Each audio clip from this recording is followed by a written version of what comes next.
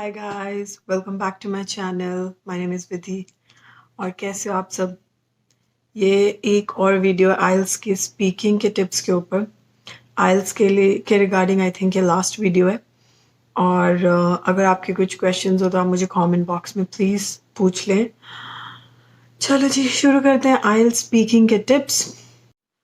तो guys, tips पे जाने से पहले मैं आपको बता देती हूँ कि आइल्स के स्पीकिंग टेस्ट में कितने पार्ट्स होते हैं।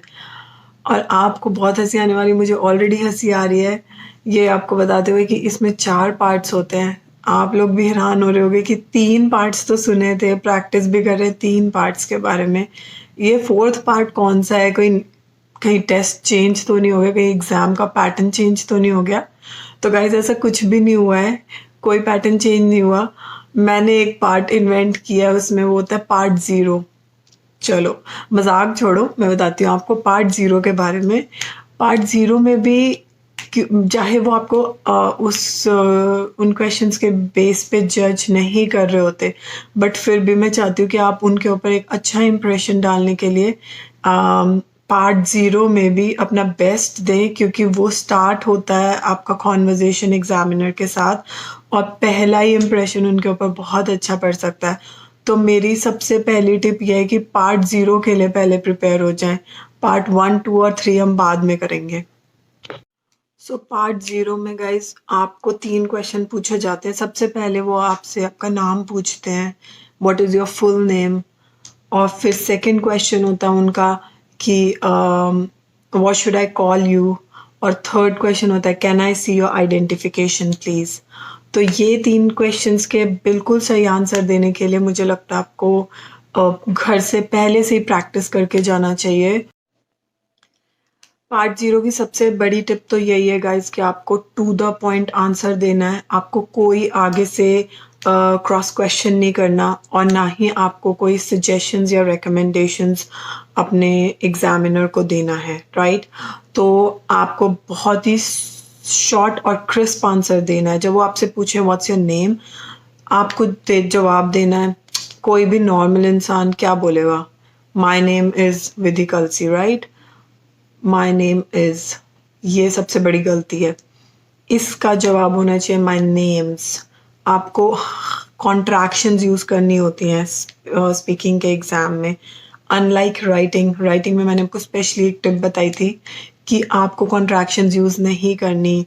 डोंट को डू नॉट लिखना है, कांट को कैन नॉट लिखना है। बट स्पीकिंग में इट्स ऑपोजिट, क्योंकि आपको बहुत ज़्यादा फॉर्मल स्टाइल अपनाने की ज़रूरत नहीं है। आप बहुत क्या कह सकते हैं, इनफॉर्मल वे में आपको बात करनी है। ये नहीं कि आप बिल्कुल ही उनको अपना फ्रेंड समझ लें, बट स्टिल आपको बहुत इनफॉर्मल वे में बात करनी है। और उसमें आप डोंट, कांट जैसी कॉन्ट्रैक्शंस यूज़ कर सकते हैं। तो सबसे पहली कॉन्ट्रैक्शन तो आप सबसे पहले सेंटेंस में यूज़ करेंगे, which is my name's. You'll never say my name is, my name's Vidhi. Second question में वो आपसे पूछेंगे what can I call you. आपको सिंपल सा आंसर देना है, straightforward, please call me Vidhi, और you can say just call me Vidhi, और you can call me Vidhi. That's it. ये 3 आंसर्स हो सकते हैं। थर्ड में वो आपसे पूछेंगे can I see your identification please. उसमें आपको अपना पासपोर्ट देना है। आप चाहें तो बिना कुछ कहे भी अपना पासपोर्ट उनको हैंड ओवर कर सकते हैं। अदरवाइज अगर आप कर्टेसी और थोड़ा सा पोलाइट होना चाहते हैं तो आप बोल सकते हैं here you are, sure, here you are, of course, here it is। तो वो एक अच्छा इंप्रेशन देता है कि आप बहुत नेचुरली एक अच्छी इंग्लिश बोलते हैं। तो आप ये 3 फ्रेजेस याद करके जाएं और इनमें से कुछ एक यूज़ करें। पार्ट 0 की आपकी तैयारी हो गई है। अब चलते हैं पार्ट 1 पे। पार्ट 1 में आपको बेसिक आपके बारे में पूछा जाता है, क्वेश्चन आंसर राउंड होता है, इंटरव्यू काइंड ऑफ होता है। उसमें आपसे पूछा जाता है स्पेशली आप कहाँ रहते हैं, आपकी सिटी के बारे में पूछा जा सकता है, या स्टेट के बारे में, या कंट्री के बारे में। और उसके लिए मैं तो सजेस्ट करती हूँ पहले से ही थोड़ा बहुत सीख कर जाएँ कि कुछ आए तो आपको पता हो क्या कीवर्ड्स हैं, क्या क्या बोलना है। और उसके अलावा अगर स्टेट, कंट्री या सिटी के बारे में ना पूछें तो हो सकता है कि वो आपको आपके घर के बारे में, आपके नेबरहुड के बारे में पूछें। बहुत बेसिक आपके बारे में, आपके एकेडमिक क्वालिफिकेशंस या वर्क एक्सपीरियंस के बारे में भी पूछ सकते हैं। तो अपने बारे में थोड़ा बहुत प्रिपेयर करके जाएं। In part one, they basically are trying to understand where you are from and about your city, state, country, or your neighborhood. So be prepared with these kind of answers. In part two, you'll be given a topic on a cue card, and you with that topic you'll be given like 3 to 4 related questions, and you have to cover those 3 or 4 questions that are asked in a conversation kind of format, in an essay kind of format. And here in this part, you will be given 1 minute to prepare for what you're going to speak, and then you'll be given 2 minutes to talk about it. So make sure that you cover all those 3 to 4 questions that they have asked in those 2 minutes, and don't miss any don't make it too long that you miss talking about the last one, or maybe any one of them, or maybe 2 of them, because they're not going to give you extra time. They're going to stop you in between if you're exceeding the time. So make sure that you speak about every single point that they've asked in. So guys, suppose you get a topic where you have to talk about your memorable vacation, most memorable vacation, and questions associated with it will be like, who all accompanied you, when did it happen, where did you go, and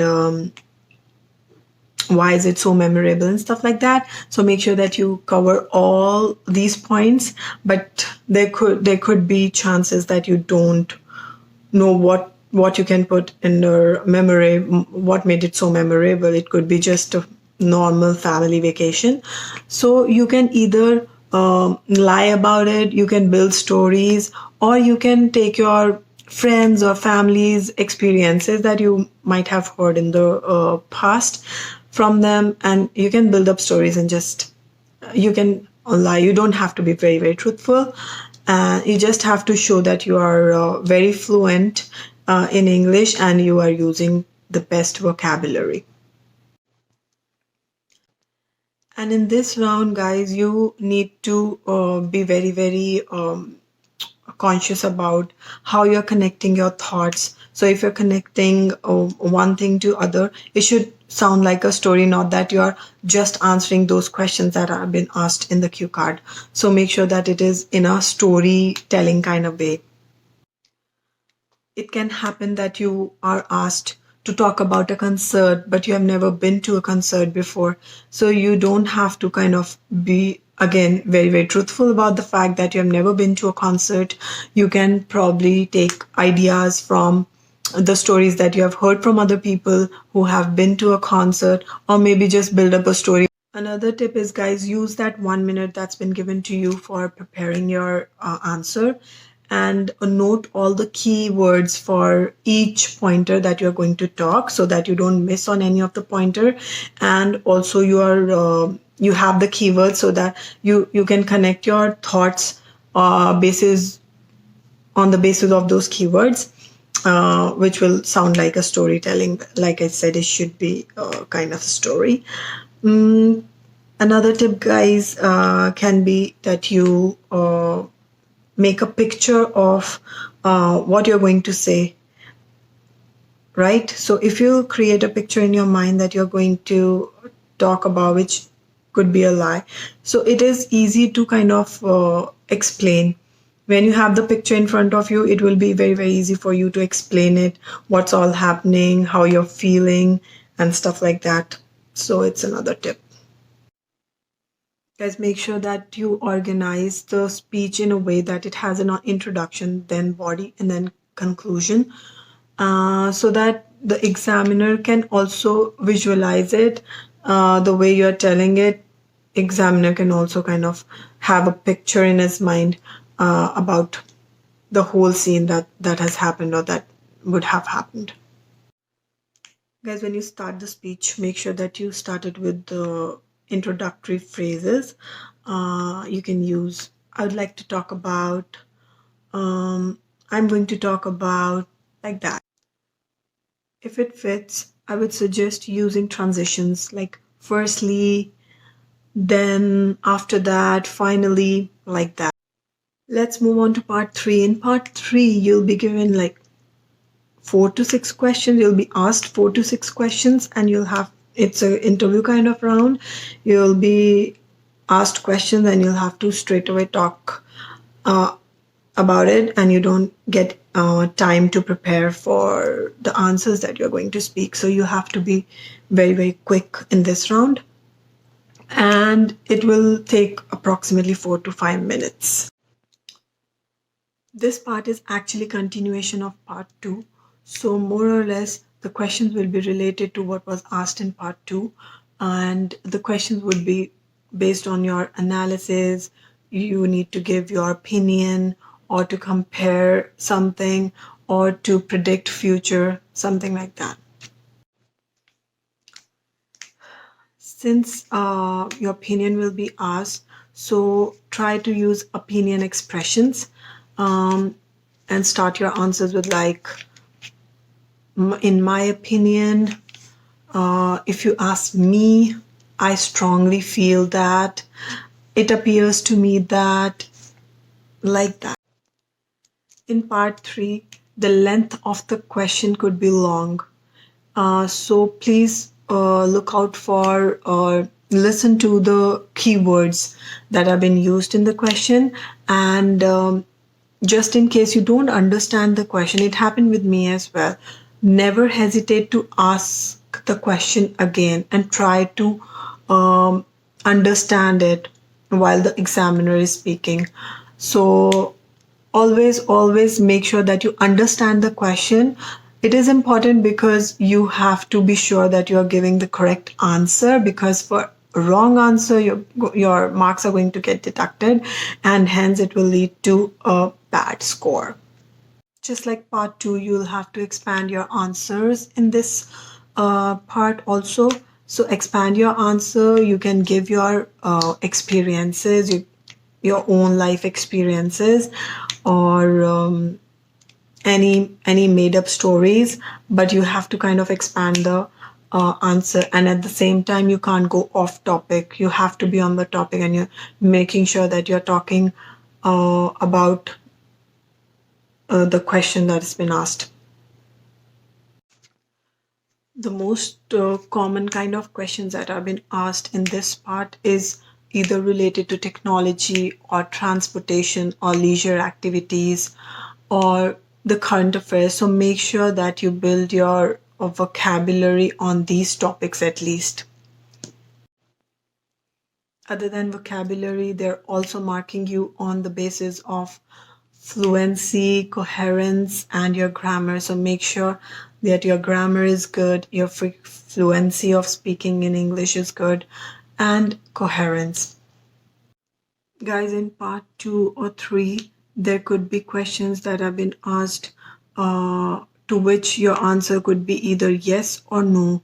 So they would ask you if you agree, do you agree about this notion? And you'll be like, yes, I agree. But that is a very easy answer. You'll not get good score basis yes and a small sentence against it. So just to showcase your good English skills, you'll have to kind of use big solid words, which could be, if you want to say yes to something, you can say certainly, I believe that, I strongly believe that, absolutely, I think it's it's going to be very, very beneficial.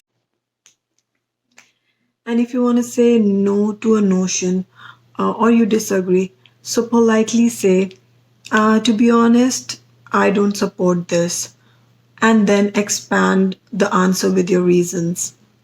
There are chances that you have a mixed feelings or mixed notions or reviews about a topic.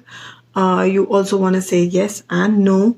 So start your talk with or your answer with, I think I have mixed reviews about it. I have mixed reviews, or I have mixed perspectives. If you feel the question is tricky and you've never thought about it and you're not ready with the answer, but you can't take pauses, right? And you have to instantly start your answer as soon as you listen to the question. So just to take those first couple seconds to think about the answer, you can start your answer with, that's a very interesting question. Or you can say, I have never thought about it before. That's actually a very interesting question. In part one, you'll be asked about your likes or dislikes or your hobbies, etc. We'll have to use the word like. I like to do this and that. Because like is a very, very common word, I don't suggest using it. Instead, I would suggest you to use the word love. I love to do painting. Or maybe you could say, oh, I adore. My next tip is avoid pausing. Don't use a lot of ums and ahs because it is going to give examiner an impression that you're thinking a lot about the question and you're not very fluent and you're not very quick and spontaneous. So make sure that you don't take long pauses and you don't and a lot of times.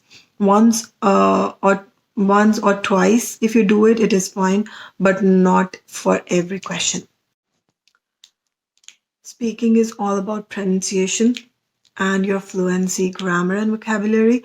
So make sure that your pronunciation is correct.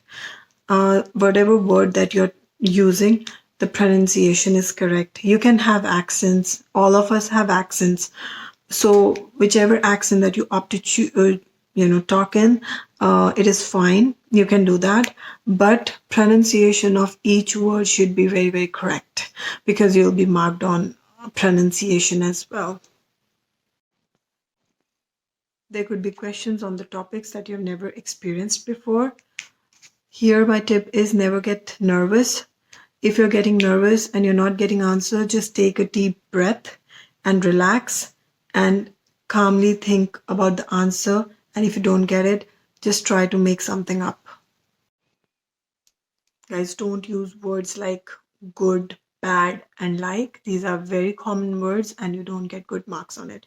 Try to use synonyms as much as possible and build up your vocabulary. Also, is when you're practicing for speaking exam in your at your home, make sure that you record an audio clip and listen to it after you're done with your exam and find out the weaknesses, find out what went wrong and where maybe you took pauses, maybe you used a wrong word, maybe you used wrong grammar in a sentence. So look out for your work, your weaknesses. And last but not the least, my only tip is go with a very, very positive attitude for exam and start your exam with a smile. When you're doing your part 0, make sure you're smiling and your answers are short and crisp. Guys, my last tip is when you're practicing for speaking exam in your at your home, make sure that you record an audio clip and listen to it after you're done with your exam and find out the weaknesses, find out what went wrong and where maybe you took pauses, maybe you used a wrong word, maybe you used wrong grammar in a sentence. So look out for your work, your weaknesses, work on your weaknesses, and then it's, I think, a great idea to improve yourself in speaking.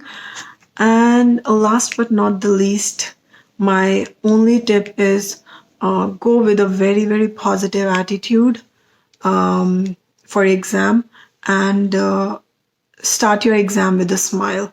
When you're doing your part 0, make sure you're smiling and your answers are short and crisp.